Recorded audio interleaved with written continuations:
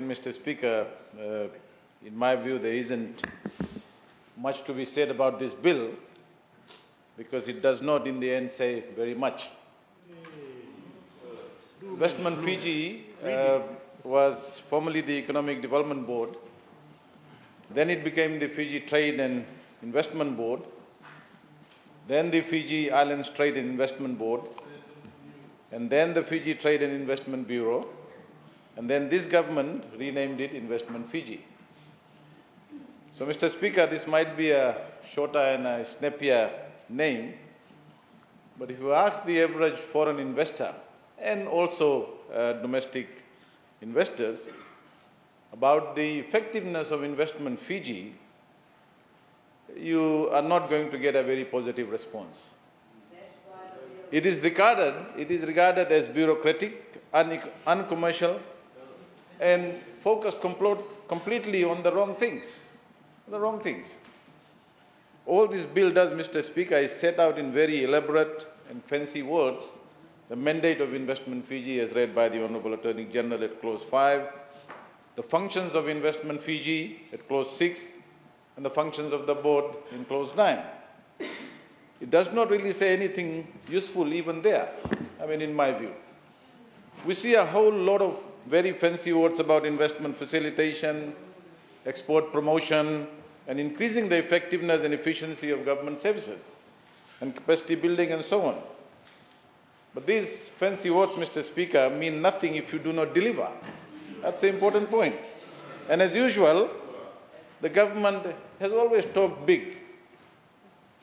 Always talk big, They come here, use fancy words, talk big, but they can't deliver.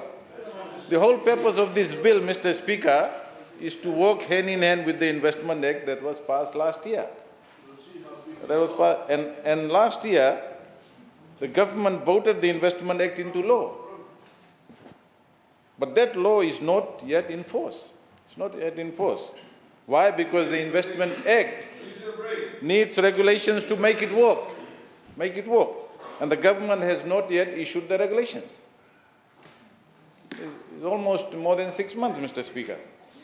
So, Speaker, in June last year, the Investment Act, as I said, was passed. And we had a lot of fancy words from the Honourable Minister for Trade. He talked about modernisation of the legal framework for investment. He talked about implementing the vision of the government to transform Fiji. He talked about international best practices, and on they went. Then what happened, Mr. Speaker? Nothing in the last 6-7 months. 1 year on, the Investment Act is still not in force. Because the Investment Act needs sector-specific regulations to make it work. And no one has prepared those regulations. Normally, as I said before in this Parliament, Mr. Speaker, a good government, a good minister would bring draft regulations as well for the committee to consider. But this government never does that. They never do that.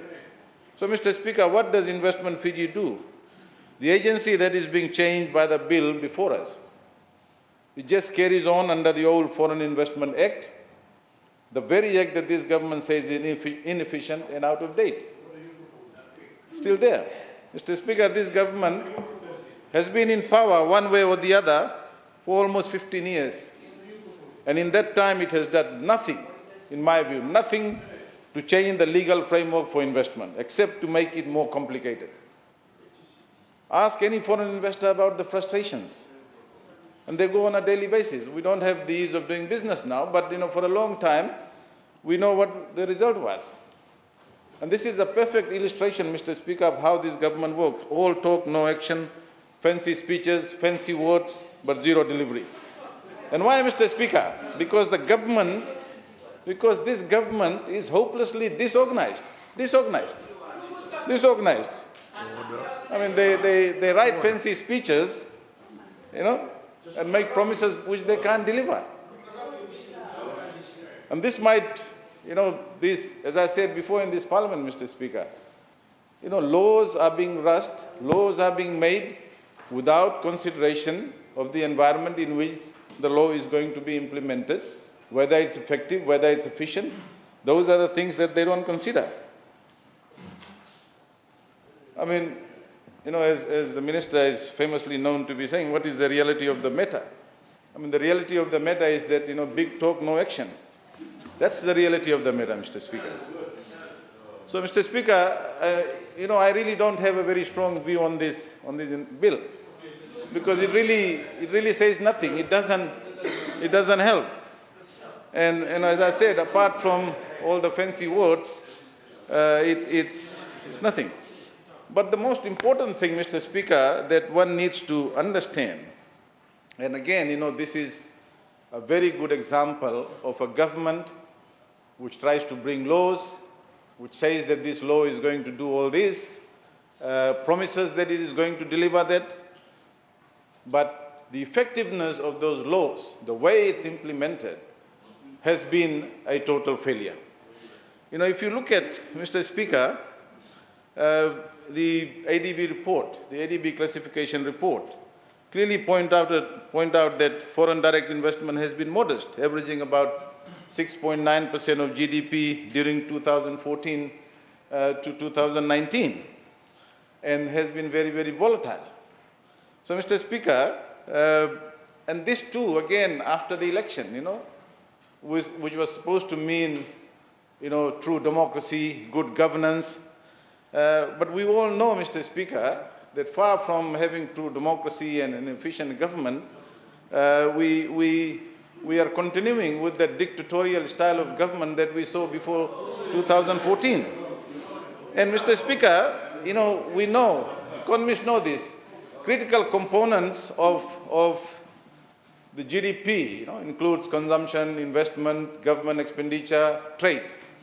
And, Mr. Speaker, we have seen in the last 15 years that this government has borrowed, it is spent, and whatever modest growth that the ADB talks about from 2010 to 2019, 3.3% average growth, very modest growth. And in fact, the economy, Mr. Speaker, contracted in 2019 by 0.4%. So, they had all these years to look at these laws, to look at the investment environment. But they didn't, Mr. Speaker. And in fact, as we know, there is a motion after this on poverty. The poverty level actually increased, as per the highest report 2019 and 2020.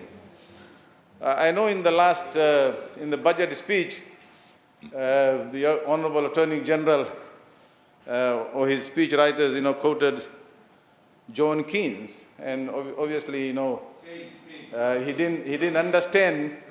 It's like a C-grade student who probably just reads half the theory. But he should read Adam Smith. He should look at what he said about the investment environment. And I'll just quote one section of what he said.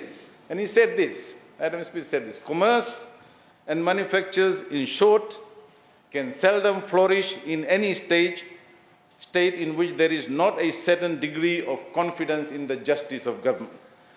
And this is very important, Mr. Speaker, because the trust in government, the confidence, investors can look at things like rate of return, inflation, liquidity, tax benefits, frequency of return, risk of investment, safety of investment. These are normal things that investors look at, Mr. Speaker. But beyond that, Mr. Speaker, they look at the administration of justice, the independence of institutions, and the trust that they have in government.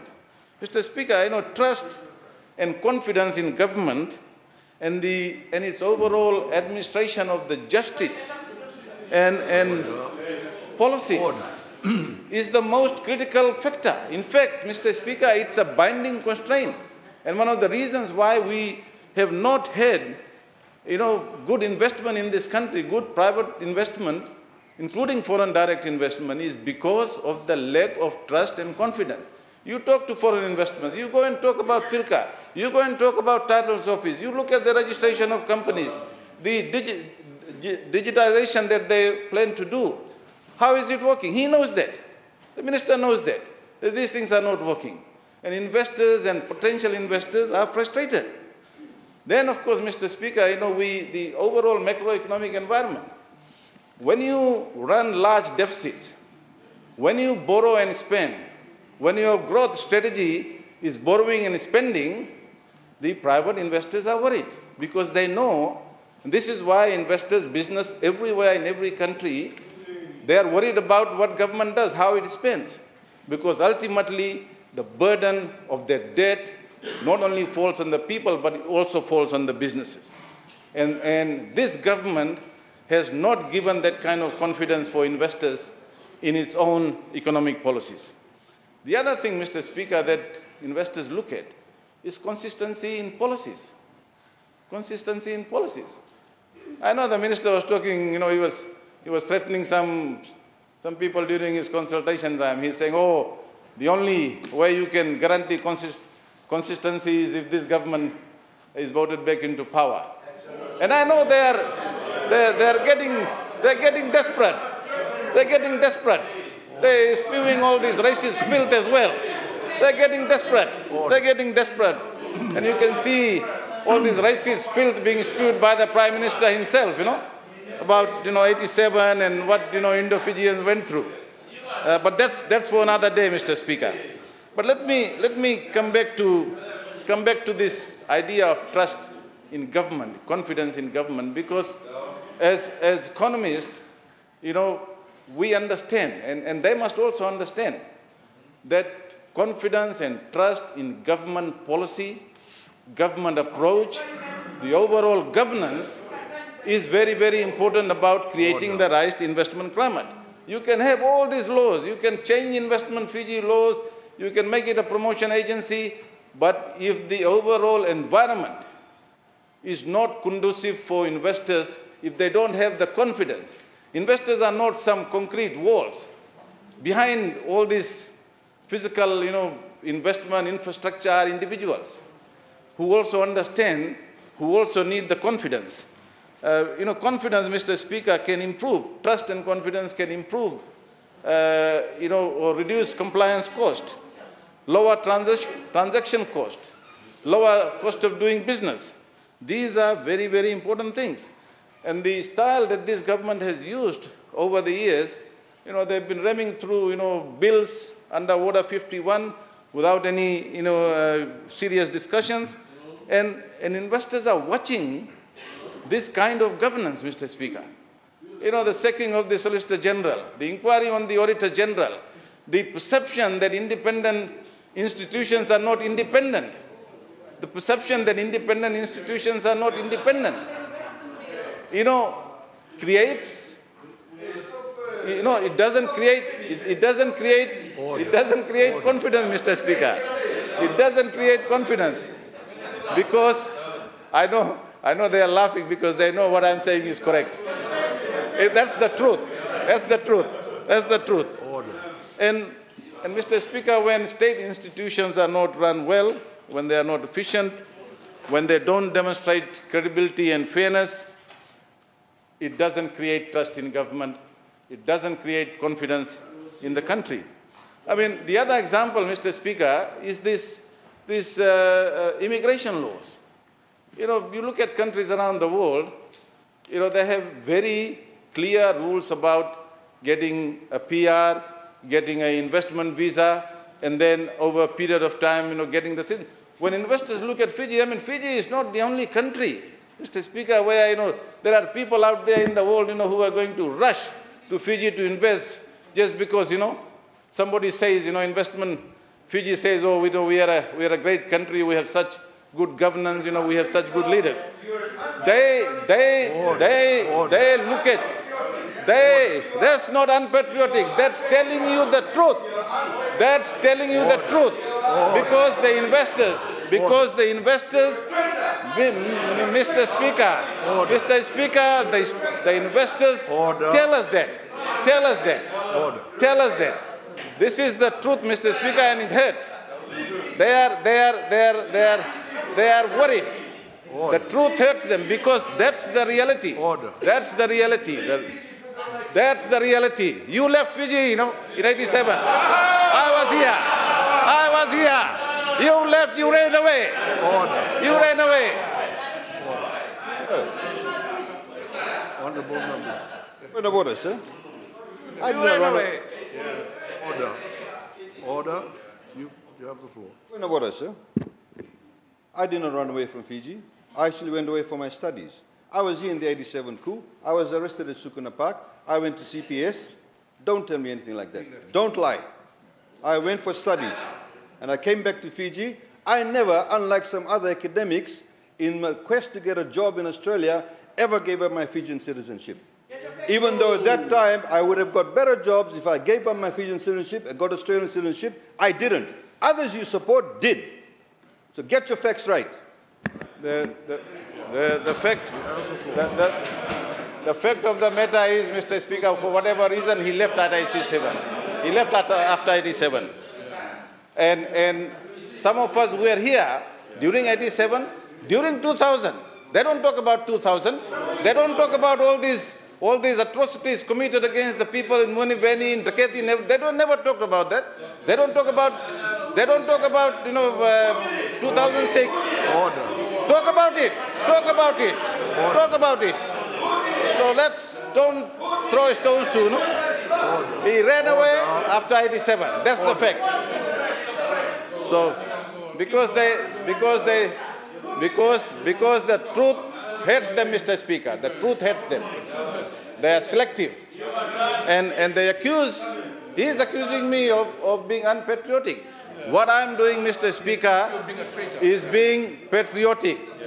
I am stating the fact, and I am warning this government that what they have done over the last 15 years, this two-man leadership has taken the country to ruin. They don't want to admit that. It has taken the country to ruin. It has taken the country to ruin. It is the silent 25 are selling their souls because they're sitting there, Mr. Speaker, they're sitting there and accepting this two-man rule which is ruining this country. And they don't have the guts to stand up and state the truth. They are all hiding behind the de facto leader. Hiding behind the de facto leader. Hiding behind the de facto leader. The man sitting beside him. The man sitting beside him. Order. Mr. Speaker, the man sitting beside him doesn't know that he is the de facto leader. The Attorney General is the de facto leader, not I am the leader of my party. Unlike him, he is the de facto leader and the man beside him doesn't know. So, Mr. Speaker, immigration laws, let me come back. Lumbek,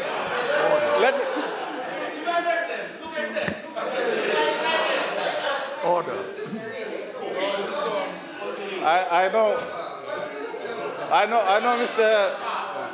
know, Mr. Speaker, Honorable Bala is running around and telling and trying to threaten the people. But let me come back to the issue.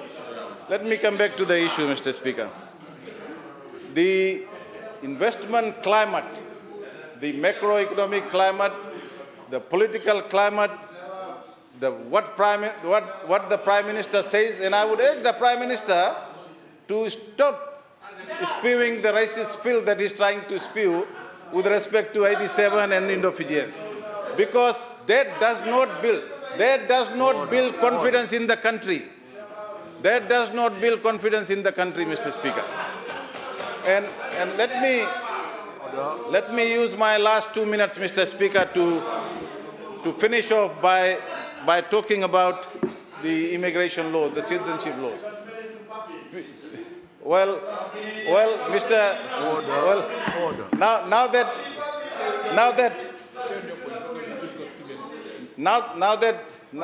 I will respond to them later, Mr. Speaker, about this puppy and pup. About this puppy and pup, I will respond to them later.